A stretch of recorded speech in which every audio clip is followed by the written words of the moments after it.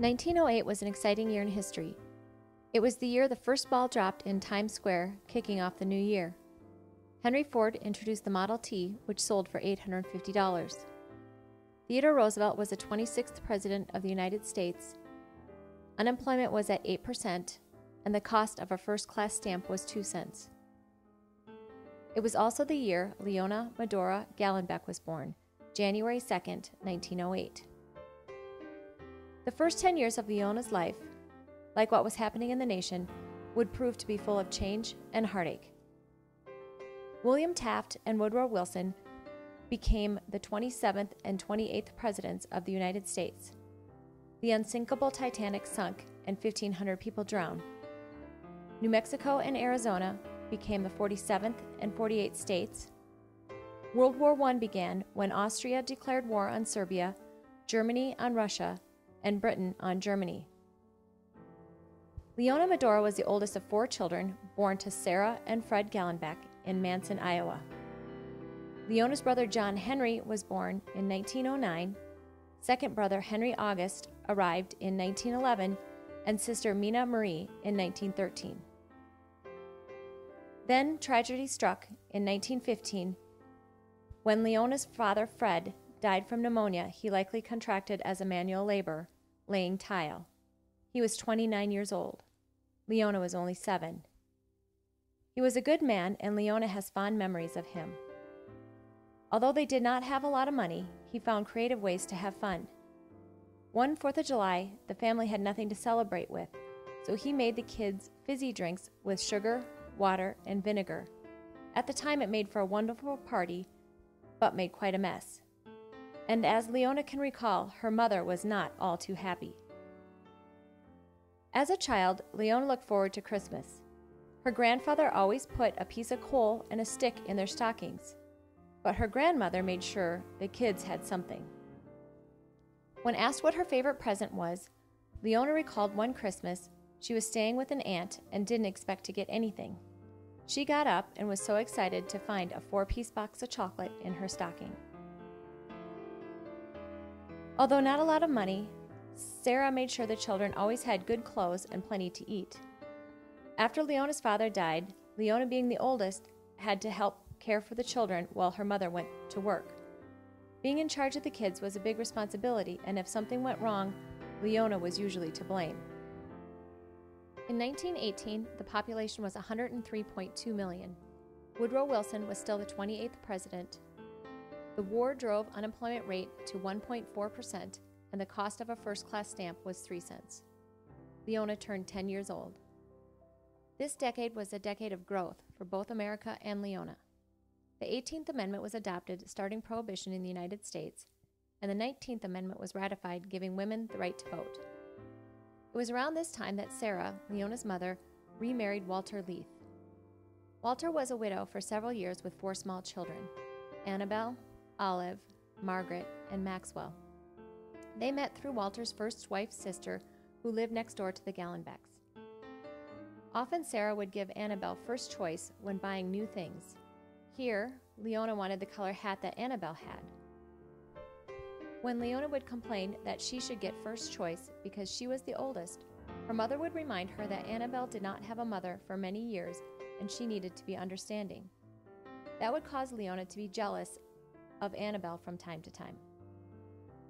Leona attended school in Manson, Iowa through the 3rd grade. Her first grade teacher was Ava Elliott. Her 2nd grade teacher's name was Lillian, although Leona doesn't recall her last name, and her 3rd grade teacher was Martha Dalton. Leona is shown here in the back row, very first person. By 4th grade, Leona had moved to a country school. Her 4th grade teacher, Jean Mott, gave her this photo on February 14, 1919. Leona is shown smiling in the middle. Leona was never much of a reader in later grades. She'd look at just enough pages in the front, middle, and end of a book to fudge her way through a book report. That used to disappoint her teachers. She went to school through 8th grade, where she graduated from a small school near Crystal Lake. The Roaring '20s saw economic prosperity. U.S. declared an end to World War I. Warren Harding died, and Calvin Coolidge became the 30th president. Dial telephones were introduced by American Telephone and Telegraph Company. The first Macy's Thanksgiving Day Parade is held, and Charles Lindbergh makes the first non-stop transatlantic flight. In the 1920s, there was not a lot of extra money, but when Leona could afford to go to the 25-cent movies, she enjoyed seeing It Girl of the Decade, the quintessential flapper, Clara Bow. It was around this time that a 15 to 16-year-old Leona learned to drive the family's Model A Ford. At that time, the car had no fuel pump and the gas tank was in the rear. Often she would have to go up steep inclines backward so the gravity could get the fuel to the engine and the car wouldn't stall. In 1928, as Leona turned 20, the nation began a decade of unprecedented turmoil, and Leona began the journey of her adult life. Herbert Hoover was elected 31st President of the United States. The population was 120.5 million, unemployment was at 4.2%, and the cost of a first-class stamp drops back down to 2 cents. The first television sold for $75, and the Academy Awards are held for the first time. Then, by 1929, stock markets plummeted, and U.S. securities lost $26 billion, marking the first financial disaster of the Great Depression. Leona was living in northern Wisconsin when she met Frank Sandquist at the Ana Emanuel Church in Trigo, Wisconsin. They both attended Young People's Meetings, a local social group. Sometimes after the meetings, Frank would ask Leona to lunch, and in Leona's words, they just fell for each other. A young Leona was getting ready to move to southern Wisconsin. Work was better. She could make $10 to $12 a week instead of the $4 she was getting. Upon learning this, Frank said, "No, why don't you marry me instead?" He was afraid she would miss him too much. They were later married November 17, 1929, at Frank's home in Trigo. Many of their friends and relatives attended the ceremony and the dinner that followed. Leona enjoyed taking long drives with Frank in the country. On one trip, he stopped and waded into a swamp to pick her a pond lily, her favorite flower. After they were married, Frank and Leona moved into the first floor of his parents' house. While there, her in-laws fell ill, and as with her siblings before, Leona assumed responsibility of caring for them on a daily basis. The 1930s were dominated by the Great Depression. Unemployment rate reached an all-time high of 25.1%. Herbert Hoover declares, "The only thing we have to fear is fear itself," and Prohibition is finally repealed. In 1931, Leona and Frank give birth to their only child, Florine Agnes Sandquist. Leona always loved children and had wanted a large family, and since the Lord only blessed her with one wonderful child, and Leona did not want to raise Florine alone, she volunteered to take foster children. She told the county that any child she brought in would be expected to work. Dorothy joined the family when she was around 4 years old and stayed with Leona, Frank, and Florine throughout high school. Several other girls also stayed for some time, including Nina, Myrtle, and Hazel Laporte. Leona was never afraid of hard work and took any job in town.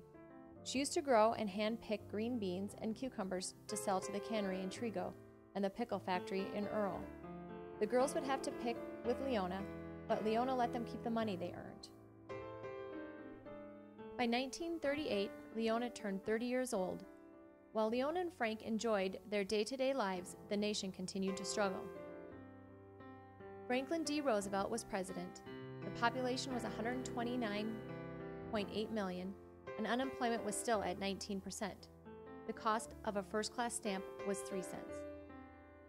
Over the next 10 years, World War II would officially begin. The war would drive unemployment rate down to 4.2%, and women would join the workforce in great numbers. Gone with the Wind premiered and became one of the most profitable films of all time. Frank and Leona built a convenience store in Crystal Lake, Wisconsin. The front part of the building was the store, and they lived in the back. The store was the only one in the area, located about 10 miles from Spooner, and quite a few more to Stone Lake. All of the neighbors would stop in for supplies, gas, or just to visit. When they had the store, Leona enjoyed cooking lunch for the school children across the street. Occasionally, Marie Spexit would cook when the store got busy in the summer, but the kids always liked Leona's better. She made them special things. In 1948, Leona turned 40. Harry Truman was the 33rd president. The population was 146.6 million. Unemployment was at 4.3%, and the cost of a first-class stamp was still 3 cents. During this decade, the country turned inward. World War II was over, servicemen returned home, and America was revitalized as a nation. Boeing tests the 707, the first jet-powered transport plane. This is also the year a young Florine is married to James Pies, June 5, 1948. Frank and Leona were beginning their lives as empty nesters. And in 1949, Leona and Frank become grandparents for the first time when Peggy Jean Pies is born. During the 1950s, Leona enjoyed spotting for the Civil Air Patrol, which she did for a number of years. She had a pair of binoculars behind the counter at the store, and when she heard a plane flying over, she would grab them and try to see what kind of plane it was and get the numbers from the back. She then called a number in Minneapolis to report it. Florine's husband Jim's parents lived a mile away and did the same thing. Leona would usually see the plane first, which made Beatrice mad. She would always claim Leona got the numbers wrong. At this time, Leona continued to be very involved in the Ana Church and enjoyed regular meetings of the local Ladies' Aid group. Then, in 1954, Leona and Frank celebrated their 25th wedding anniversary with friends and family.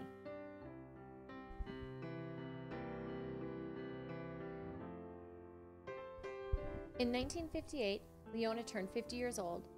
Baby boomers were approaching adulthood, starting off a decade of youth and change in America. Dwight D. Eisenhower is the 34th President of the United States. The population is 174.7 million, and unemployment was at 4.3%. The cost of a first-class stamp is still 3 cents. Alaska and Hawaii became the 49th and 50th states.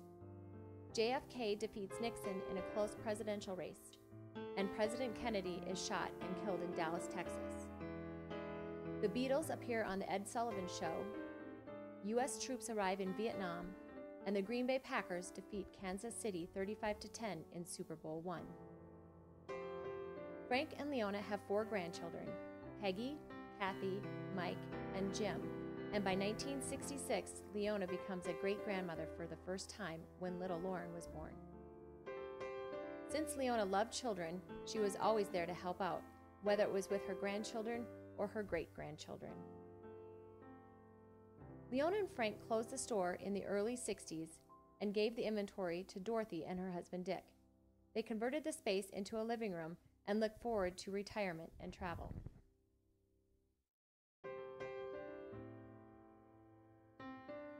In 1968, Leona is now 60 years old. Lyndon Johnson is the 36th president. The population is 200.7 million, and unemployment is at 3.8%, and the cost of a first-class stamp is 5 cents. Over the next 10 years, America saw Martin Luther King Jr. killed in Memphis and Robert Kennedy shot in California. Richard Nixon becomes the 37th president and falls from office over the Watergate scandal. Apollo 2 astronauts Neil Armstrong and Edwin Aldridge Jr. take the first moonwalk, and the Beatles break up. On November 17, 1969, Frank and Leona celebrate their 40th wedding anniversary.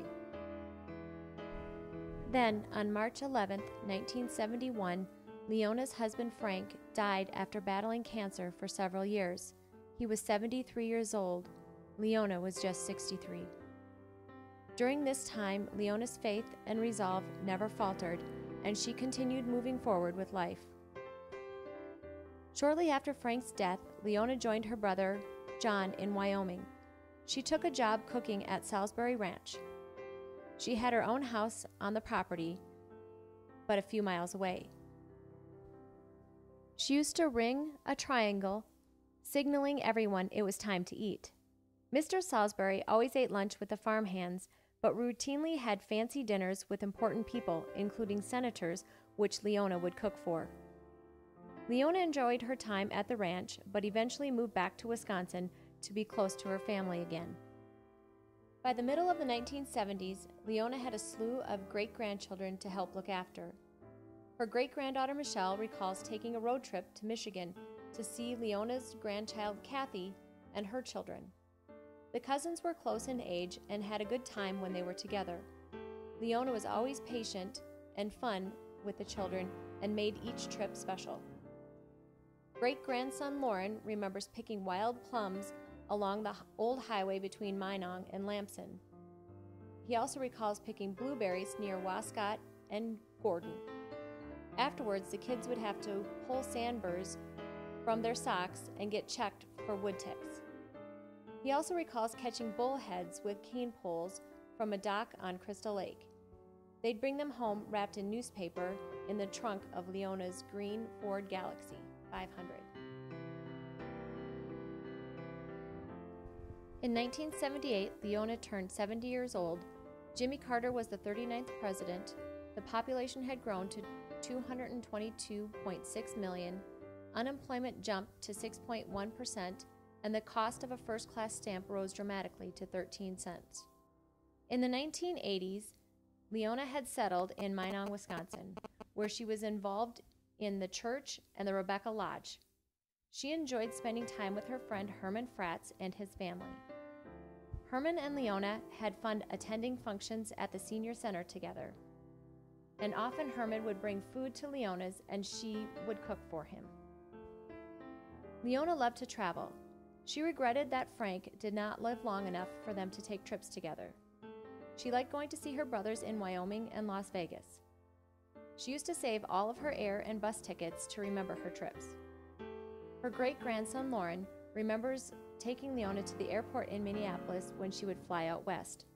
On one trip, they stopped for lunch at a Mark Big Boy's restaurant before her flight. She told the kids they could order anything they wanted. The kids chose French toast, lasagna, and cheeseburgers. Leona ordered liver and onion special with a cup of coffee. Horrified by her selection, Lauren reminded her she could get whatever she wanted. She didn't have to get the liver. Leona loved to craft and sew, and at Christmas she would often make gifts for the children. One year, she made quilts for all the great-grandchildren. Nothing was more comfortable than snuggling up in one of her handmade quilts. Leona doesn't know how many quilts she has made in her lifetime, but we're quite sure if you put them all together, it would make a pretty tall pile. She would also knit socks and mittens for all the kids. The boys loved getting the knit socks to keep their feet warm for hunting season. Along with quilting and crafts, Leona loved to bake, especially at Christmas. She made Norwegian cookies, including sandbakkels, krumkake, and gworos, a tradition that she continues today with her grandson Jim. Around 1987, Leona moved to Redmond, Washington to be closer to Florine and Jim. Ronald Reagan was the 40th president, and the population is 244.5 million. Unemployment is at 5.5%, and the cost of a first-class stamp is 22 cents. Over the next decade, Pan Am Flight 747 would explode over Scotland, killing all 259 people on board. After 28 years, the Berlin Wall would finally come down. US and Russia declared an end to the Cold War. O.J. Simpson is accused of killing his wife and Ronald Goldman. And Timothy McVeigh is arrested in the bombing of an Oklahoma City federal building. And Steve Fossett made the first solo transatlantic balloon flight. Leona was living at a home in Redmond for seniors. Here she enjoyed taking trips with the other residences, including the Bohm's Candy Factory in Issaquah and Seattle Mariner baseball games. Leona always enjoyed watching baseball and singing "Take Me Out to the Ball Game." She was also an active member in the senior choir and loved to sing with the other residents. It was in Redmond that Leona helped take care of her first great-grandchild, Eden Hope Van Ness. At 80 years old, she still had the energy to chase after a 2-year-old. The avid traveler and adventurer didn't slow down in her 80s. For her birthday one year, she was given a hot air balloon ride, something she had always wanted to do. And one year, she went panning for gold with her granddaughter Kathy and her husband Mel. I'm not sure if she ever found anything, but she sure did enjoy that trip. It was also in the 1990s that Leona expanded her creative side and took up painting.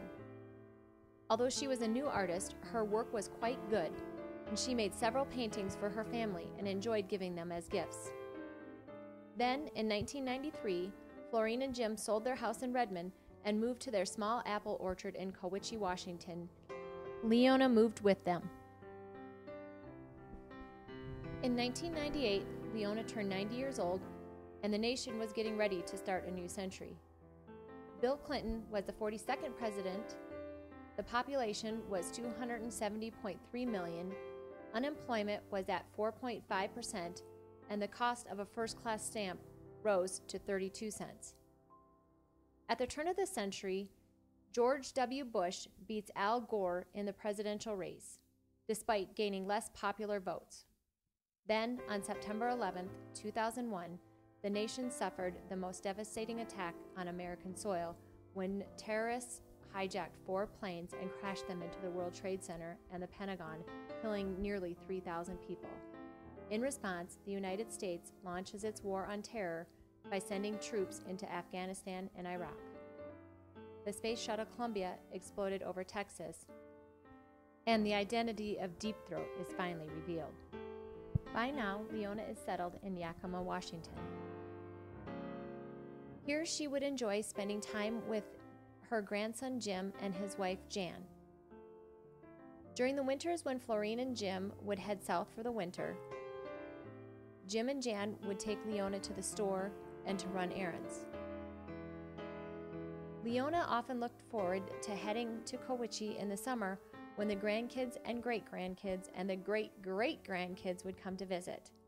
A few 4th of Julys ago, grandson Mike and his family drove out from Wisconsin and spent some time in Cowiche. And this past summer, Lauren and his family made the drive. Leona would enjoy watching the children play for hours. This Christmas, 2007, she looked forward to making cookies with Jim and spending the holidays with her family. And as we approach January 2nd, 2008,